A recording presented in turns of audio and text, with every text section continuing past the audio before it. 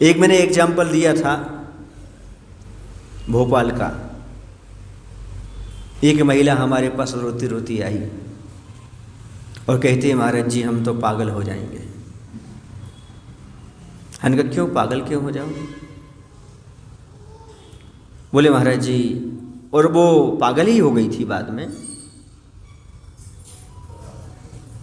सुन रहे ना, अभी पता नहीं कैसी स्थिति में है। बोले मैं अपनी गलती से ही पागल होऊंगा। मैंने कहा ये कौन सा पागलपन है? उसे पता भी है कि मैं पागल होंगे, क्यों होंगी। मैंने कहा क्या कारण है? बोले महाराज जी मेरे पति बहुत अच्छे थे,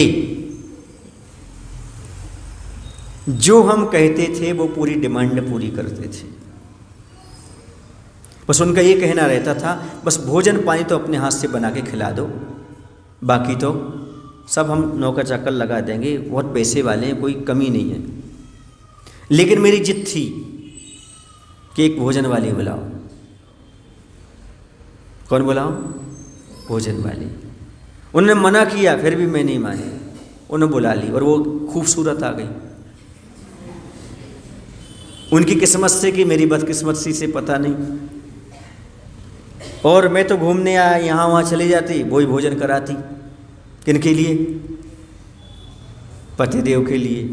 अब स्वाभाविक है, जो व्यक्ति माँ बन करके भोजन पानी कराएगा उससे प्रेम तो अपने आप हो जाएगा, क्योंकि भोजन कराने वाले से प्रेम अपने आप हो जाता है, स्वाभाविक है। अब क्या हुआ, जब उससे प्रेम हो गया उनको,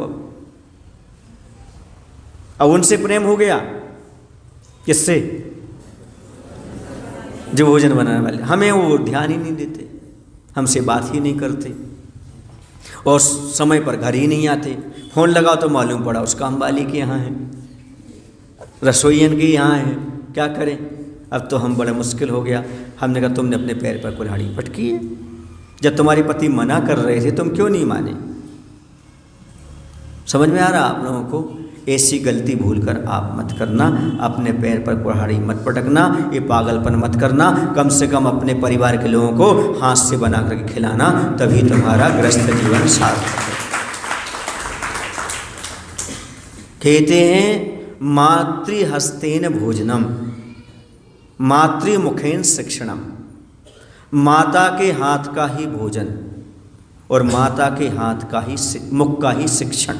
जो माँ सिखाती है वो कोई नहीं सिखा सकती बच्चों को, और जो माँ जो खिलाती है और जो उसका वात्सल्य प्रेम भाव रहता है वो और किसी के अंदर हो ही नहीं सकता। इसलिए परोस करके खिलाने की पद्धति रखो।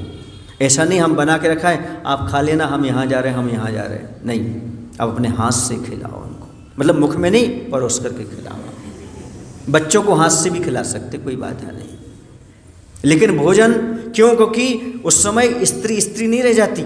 जिस समय वो भोजन देती है, भोजन कराती है, उस समय माँ के समान हो जाती है।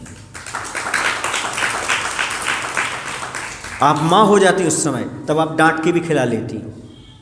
नहीं, ऐसा नहीं यार, नखरे दिखा रहे, खाना पड़ेगा आपको, खाइए। आपका दबाव बन जाता वहाँ पर, और प्रेम बसल बनता है। एक सामूहिक भजन करोगे तो प्रेम बढ़ेगा, और एक सामूहिक भोजन करोगे तो प्रेम बढ़ेगा।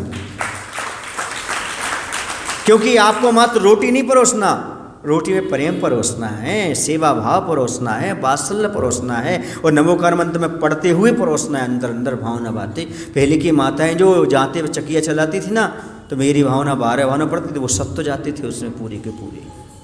और आज काम वाली अच्छे गाना लगा करके भोजन बनाएगी, और उसके भाव क्या रहेंगे? कमाने की। तुम्हारे पति भी कमाने में लग जाएंगे, पर प्रेम नहीं लुटाएंगे वो। इसलिए कभी भी बच्चों के लिए और अपने परिवार के लिए कभी नौकरों से भोजन कराने का भाव कभी मत करना।